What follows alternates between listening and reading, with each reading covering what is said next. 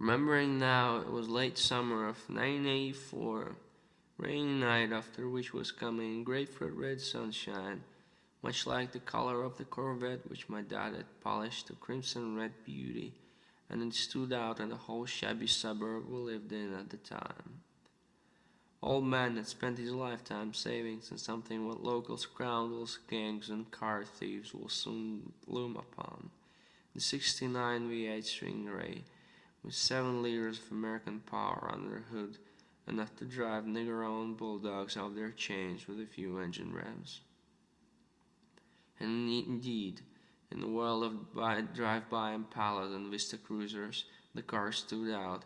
Even though it was far from being a collector's joy at the time, it was still worth the pride of a hard worker who dragged his wounded hip through Viet Cong marshes to one day spend his both insurance and pension money on it.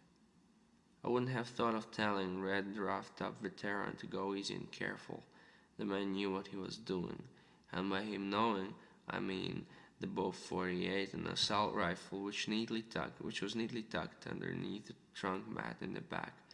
So happens he gets pulled, he'll have a veteran speech and a captain badge prepared to bury and wipe any white-ass lacecoat righteous money-grabbing white-ass motherfucker deep into the stiff Californian soil.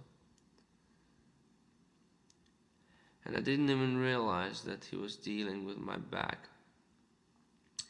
The car, the strange insurance money, and the television set could have been enough to guess, and the car served as that sort of solitude and a catalyst for bricks of smack hid deep beneath the stereo behind the dash. Back to that night, the girl I used to run with called me up and needed help as she was jammed in a joint uptown. I figured I could pass by and use the car while my old man was out.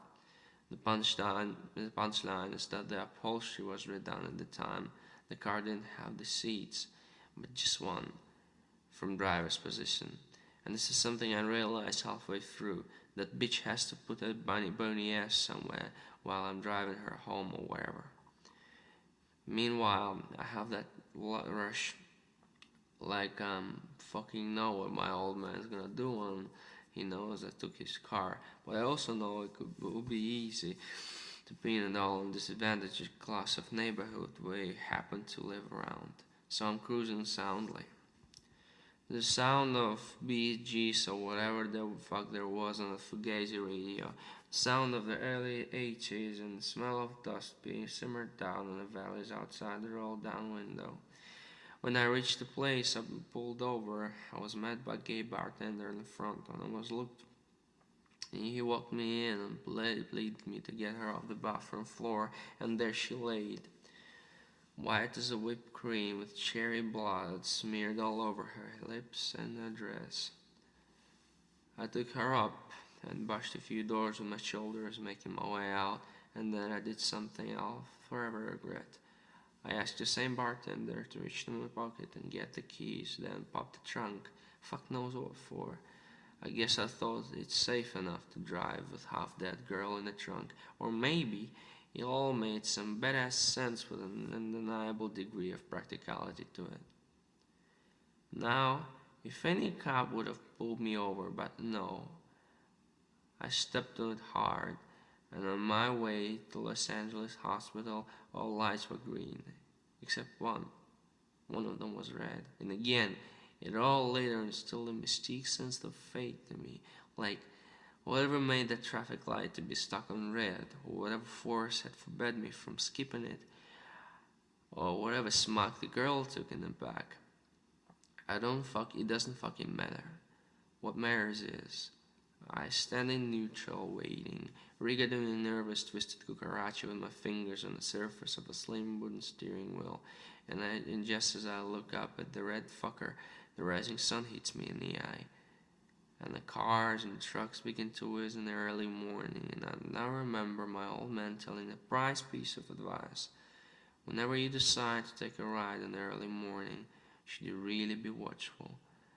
That next second I say fuck to it.